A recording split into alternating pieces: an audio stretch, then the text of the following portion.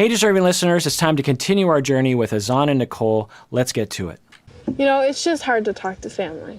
I know it is. About bad things, because I don't want you guys to hear the bad things and then think bad things. Think bad about him and not want to, let you do this and just give you constant crap about it. I know all of it, Nicole.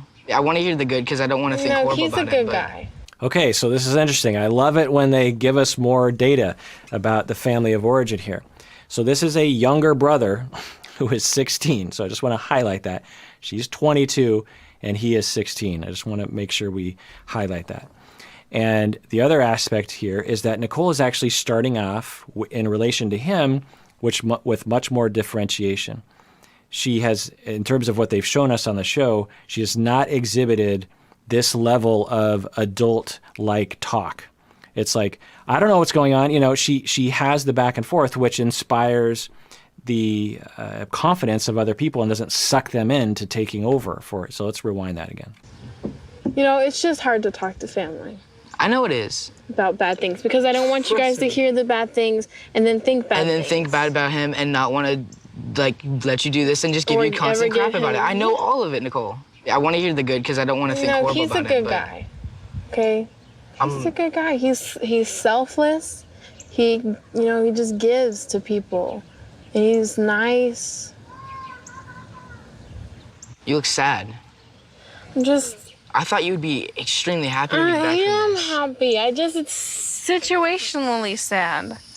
How often do they make you sad?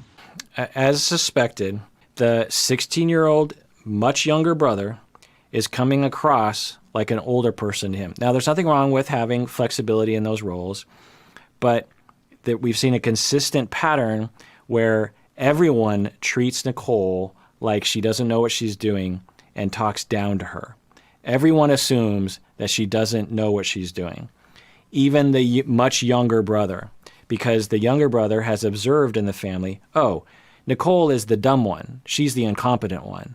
And if I'm going to be, in this family, then I have to do that too.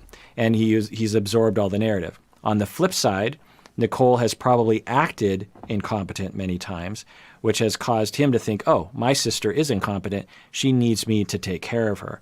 It's both and. That's the systemic point of view. It's easy to say, oh, this family's treating her terribly, which is, I think, true. But the other perspective, or the other part of this situation is she exhibits behavior that sucks them into doing that. There might have been times when people in the family were just like, hey, like if I talked with the mom, I bet you anything, because I've been here before, the mom would say something like, look, I gave that a try. When she was 18, I actually went to a therapist and they told me I needed to let her make her own decisions. But when I did that for a month, she really fell apart and she yelled at me for not coming to her aid. I don't know if that happened, but I've seen that before. Everyone tends to participate in these dynamics in a family. Everyone plays their own role.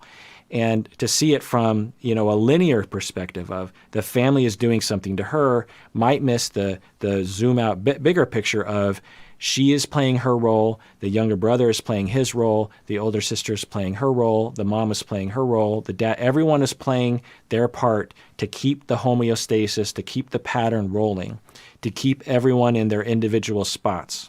Sad enough to where you wanted to leave? I never wanted to leave. You never wanted to leave that entire time? When did he ever make you cry? Yeah, I cried.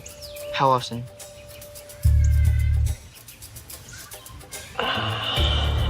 So they seem to start out okay. So Nicole seems to think of her brother, her very much younger brother, as someone who is more of an ally, and is less pushed into a subconscious position of childishness with him. So she started off okay, but now we're very quickly going to, he's interrogating her. How much did he make you cry? Which is very similar to sister and mom. And now she's slipping into her childish point of view. He's saying, how many times did he make you cry? So a differentiated person would say, well, slow your roll. I don't want to be interrogated by you. I want your support, or I want your advice, much younger brother, who has probably been through countless relationships. And so I don't want to put 16-year-olds down, but I just want to keep accentuating the fact that she's the older sister who has been through more life than he has. She has a daughter. So anyway, instead of her saying something like that, like slow your roll, I don't want to be interrogated, or for him to say, how many times did he make you cry? And she would say, you know what, it was a lot, but there were a lot of good moments too. I said some things that hurt his feelings. He says that's not what she's doing. What she's doing is he's like, so he starts to push into that role of talking down to her, and then she starts acting a little coy, the way a child does of who's trying to evade an authority. Let's watch that again. You look sad. I thought you would be extremely happy to be back from this. I am happy. It's situationally sad. How often they make you sad? Sad enough to where you wanted to leave? I never wanted to leave. You never wanted to leave that entire time? When did he ever make you cry? Yeah, I cried. How often?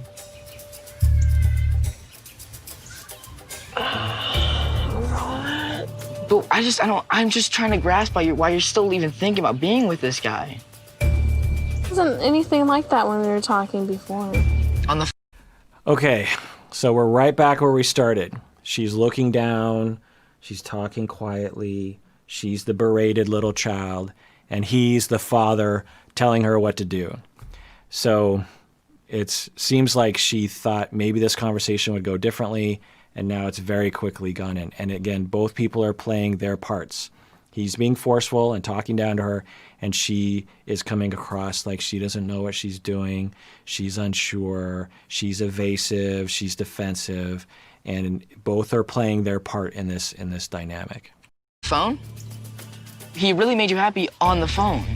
But the key word there is on the phone. It's just, it doesn't look good. You can talk on the phone all day. I know it doesn't look good. That's why I don't want to talk about it. I feel like he could.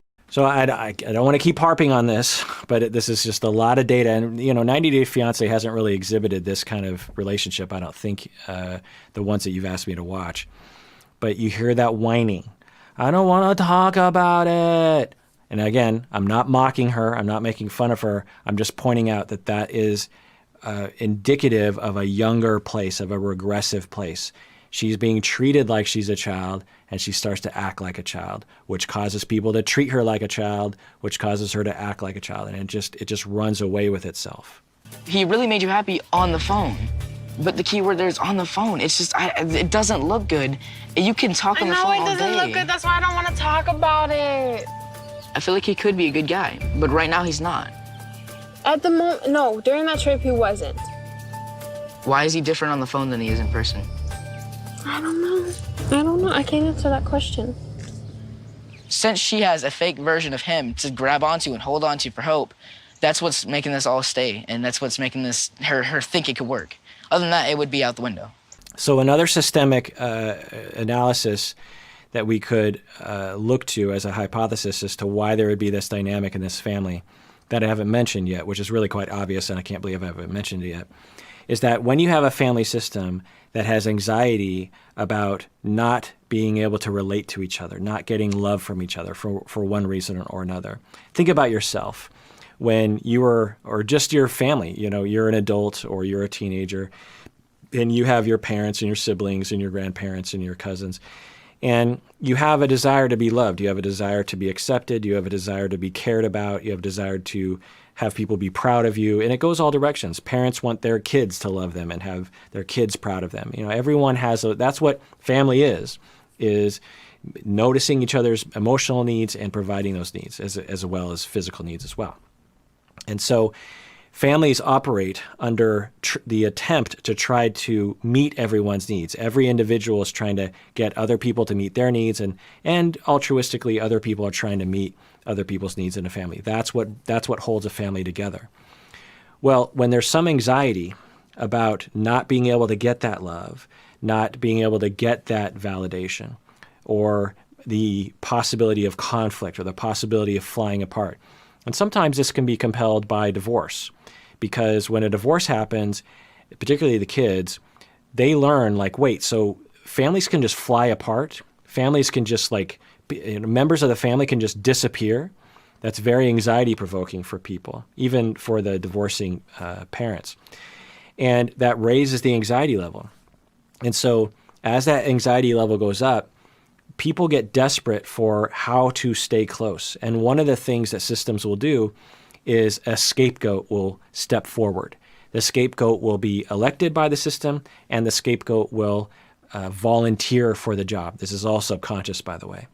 The scapegoat steps forward and is elected by the system to be the focus of everyone else's negative attention. And what this does is it gives all the other people something to do together. It sort of bonds people in their effort to fix the scapegoat, to berate the scapegoat. Now, for the scapegoat, you would think, well, that's terrible for the scapegoat. But what happens is, and I always give this analogy when I'm teaching this in classes, so if you're a student of mine, you will have heard this before. So let's take a 4-year-old, and the 4-year-old is sitting in the living room coloring on a pad of paper. The parents are fighting, okay? The parents are there's tension, there's fighting. The 4-year-old senses that tension, doesn't really know what's happening, but the 4-year-old feels bad, sees the fighting and feels bad. And the 4-year-old does a lot of different things. Maybe screams, maybe is quiet, and then just randomly through trial and error, the child draws something on the wall with a pen, with a permanent marker, just, starts drawing. Kids do random things sometimes, particularly when they're not being watched. The parents are fighting, and then one of them notices, oh, Johnny is writing on the wall, and they both stop their fighting and turn to the kid and yell at the kid, no, do not draw on the wall.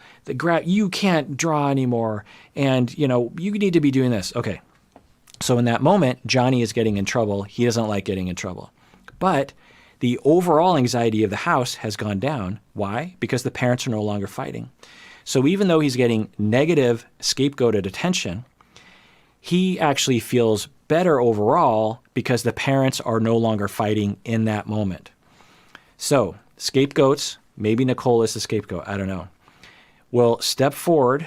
They will, volunteer themselves, and everyone sort of forces that person to be the scapegoat, because as there's a scapegoat in a family, it provides everyone this ability to be close as they attack the person, and the scapegoat gets this benefit of the family feeling together and less anxiety, because if the scapegoat isn't there to be a scapegoat, then some other conflict is worried is going to happen that's going to cause everyone to fly apart. So that is another possibility here, particularly since the younger brother is now scapegoating the older sister in a way that seems way beyond his years, which lends itself to another hypothesis that the 16-year-old has been parentified somehow.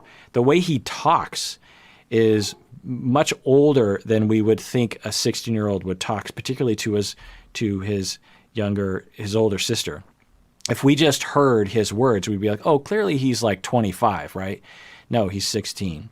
So I wonder if he's being parentified. I wonder if the older sister and the younger brother have both been parentified, meaning that they needed to take care of other people, maybe even take care of her. I don't know. There's just a lot of things.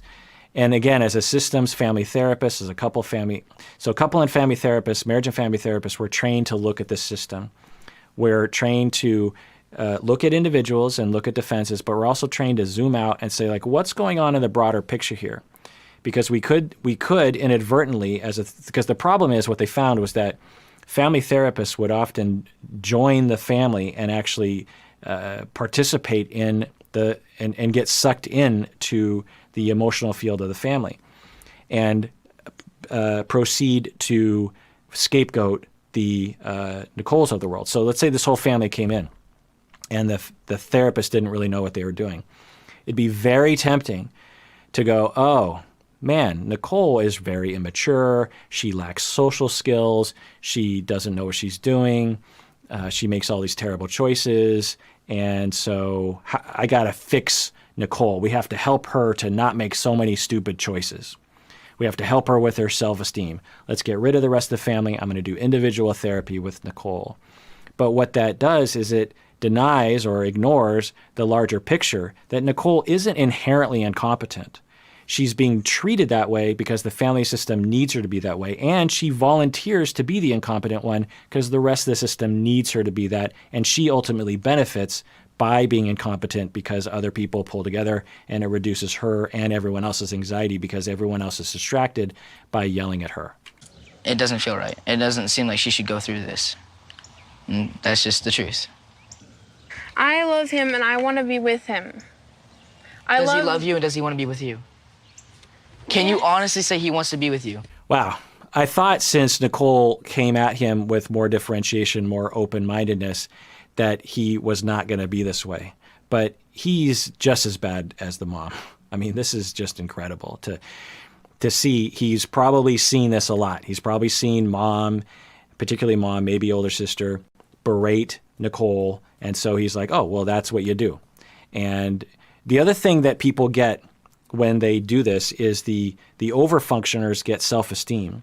So if you lack self-esteem, if you're the mom and you're the brother and you lack self-esteem, one way to distract yourself from your lack of self-esteem is to berate someone else. Because you're just like, well, because through Schadenfreude, it's like, well, this person's dumb, I'm smart. I'm a smart person, but it's very temporary. It doesn't actually help you with your ultimate self-esteem, but it can help. And the scapegoat will sacrifice themselves on the altar of their self-esteem, because as they feel self-esteem, the anxiety in the system goes down. I don't know. I can't answer that question. It doesn't feel right. It doesn't seem like she should go through this. And that's just the truth. I love him and I want to be with him. Does he love you and does he want to be with you? Can you honestly say he wants to be with you for the good parts of it? That's what he told me. When I cheated on him, he gave me a second chance. When all this stuff happened, he gets a second chance to prove himself. And if it doesn't work out, and if he's going to treat me the same again, then that's the cutoff point. Okay, so Nicole is exhibiting more differentiation with her brother. She said nothing like this, had no attitude like this when she was talking to her mom. So we see that in different dyads, she exhibits different basic self amounts. In this instance, she's being much more differentiated. She's saying, yes, I'm not stupid. I do have some ambivalence about this, but the reason why I think part of me, the reason why part of me wants to be with him is because of X, Y, and Z. She didn't say that to mom. Why didn't she say that to mom? That lends itself to that dynamic. It also lends itself to the system. Let's watch some more. You can come out of this. You don't have to do this. I know I don't have to. I want to. I want you to be happy. I know. I just want you and mom and everyone else to not judge him so harshly. I was hopeful that she was going to say, I just want you and mom to treat me like an adult. That's what I was hoping she was going to say. But instead she said, I want you to not judge him so harshly, which is a triangulation. She has a conflict with her family, and instead of being direct about that, she is pulling in a third. It's true that she doesn't want the family to judge him harshly, but I'm guessing she wants her family to stop treating her so badly. I mean, they're all just so awful to her. I told you, I didn't want to think bad about him. I was waiting for you to come back and tell me all these good things. You know him by who he is on the phone. He was not him on the phone when you got there, and now you want him to be the person he's on the phone. I don't know if he'll ever be that person. So just like the mom, Nicole starts to cry. She's feeling hurt and alone and rejected and discounted and unheard. And instead of slowing down and being, oh, sister, I'm sorry, I didn't mean to hurt your feelings.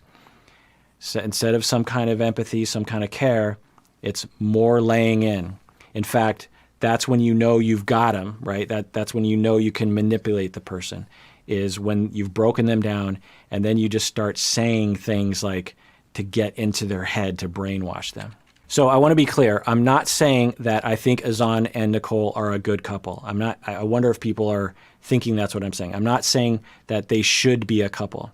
What I'm saying is that they should be trying to help her make her own choice about that. I just want you and mom and everyone else to not judge him so harshly. I told you, I didn't want to think bad about him. I was waiting for you to come back and tell me all these good things. You know him by who he is on the phone. He was not him on the phone when you got there, and now you want him to be the person he's on the phone. I don't know if he'll ever be that person.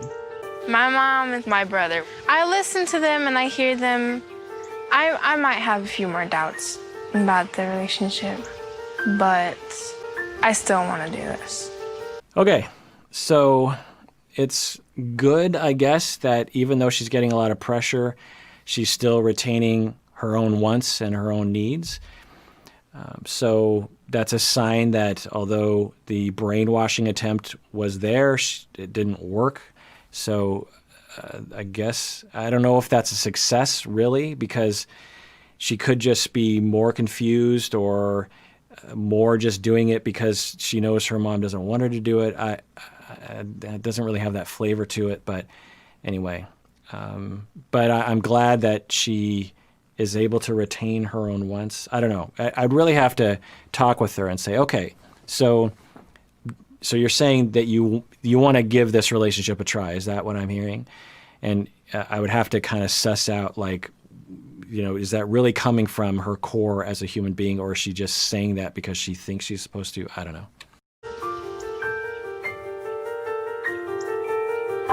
All right, well, that does it for that episode of Psychology in Seattle. Please subscribe below, like below, comment below, hit the bell below, become a patron on Patreon, and take care of yourself because you deserve it. You really, really do.